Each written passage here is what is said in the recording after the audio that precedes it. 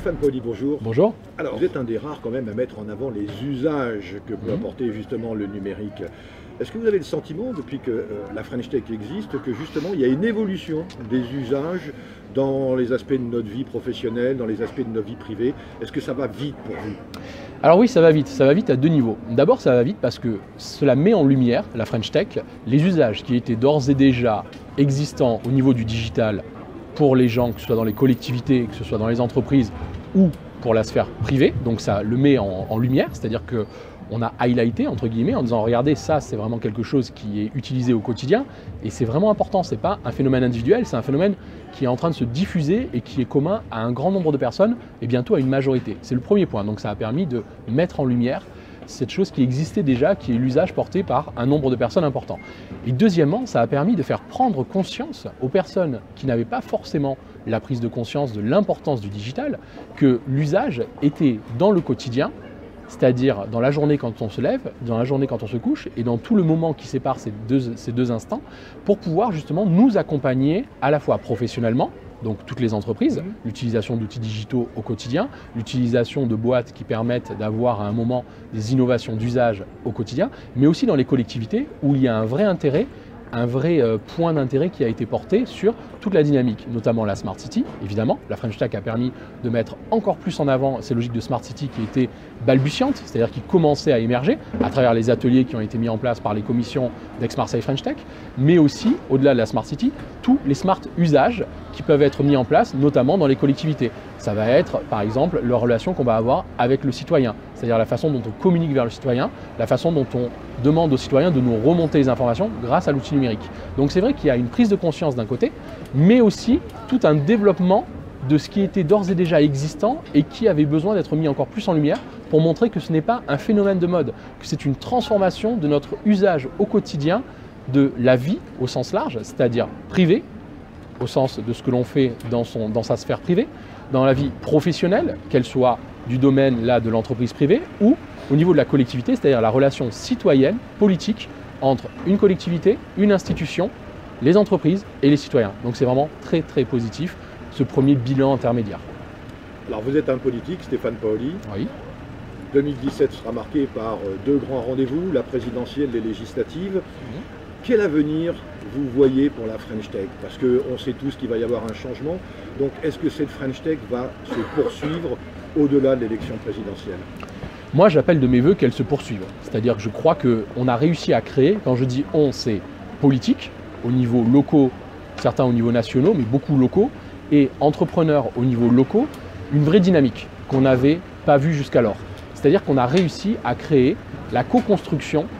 d'une utilité publique, à savoir à la fois la transformation des entreprises digitales, à la fois la transformation digitale des collectivités, et ça, on l'a co-construit. Donc ça, c'est la première vertu de la French Tech au niveau politique, c'est d'avoir montré qu'on était capable, nous, collectivités et élus, de travailler avec des entrepreneurs dans un but commun qui est celui de développer un territoire en s'appuyant, sur la puissance publique et institutionnelle à travers notamment le financement porté par les collectivités locales, l'ancienne communauté d'agglomération, la ville de Marseille, la communauté urbaine de Marseille,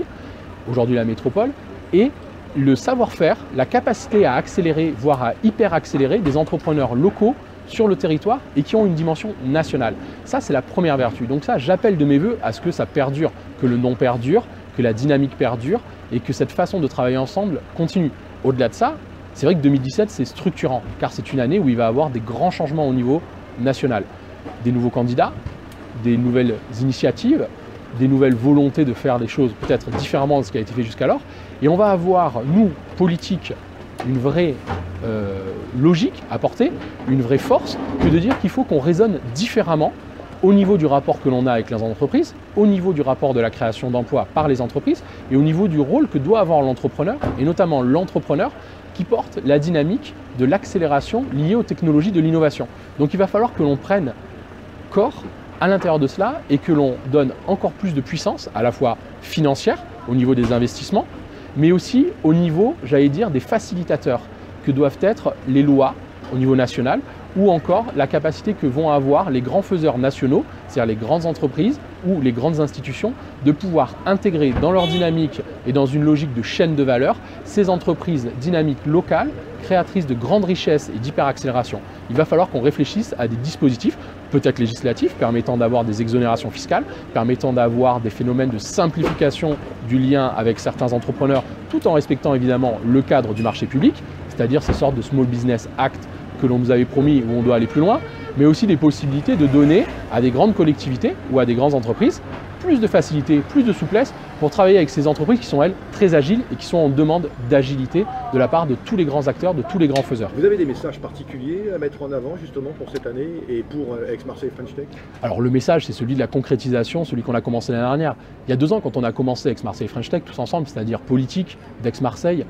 entrepreneurs, on a commencé sur une dynamique de création, j'allais dire, d'une marque, d'un label, d'une volonté de montrer qu'on pouvait être mis en lumière parce qu'il y avait quelque chose à montrer sur notre territoire. On l'a concrétisé à N+1, c'est-à-dire cette année, entre guillemets, quand on a commencé à structurer avec des très beaux projets qui sont en train de sortir du sol. Il y a l'accélérateur de Jaguar Network à Marseille, il y a The Camp où je suis allé visiter le chantier hier qui va ouvrir dans le 2e semestre de cette année, de 2017. Il y a la continuité évidemment et l'avancée du travail